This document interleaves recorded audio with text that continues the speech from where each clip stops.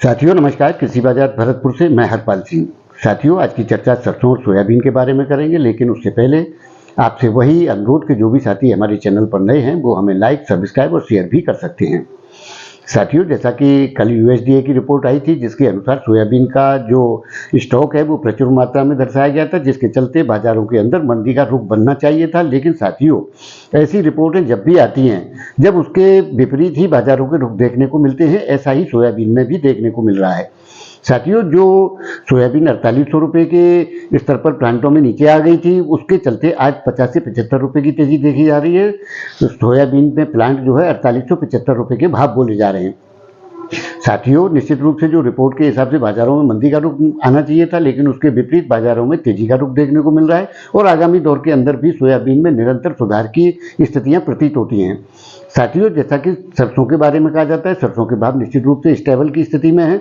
बड़ी गिरावट या बड़ी वैसी कोई स्थिति नहीं है। कहीं कहीं प्लांटों में दोहरे रुख देखे जा रहे हैं, कहीं 50 रुपये या 25 रुपये की तेजी देखी जा रही है, तो कहीं मंडियों में 10 से 20 रुपये की गिरावटों के दौर भी देखने को सरसों के अंदर मिल रहे हैं।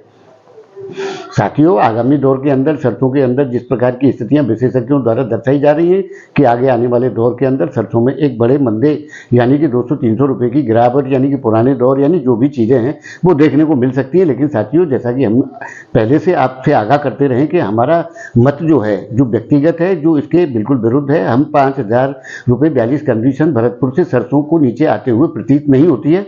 लेकिन साथियों जैसा कि साथियों का हमारे का जो आकलन है उसके हिसाब से हो सकता है कि उनकी भविष्यवाणियां ठीक हो जाएं। लेकिन साथियों आगामी दौर के अंदर निश्चित रूप से हमें सरसों के अंदर सुधार की स्थितियां प्रतीत होती हैं। किसी गिरावट की आशंका को हम आज भी इनकार करते हैं।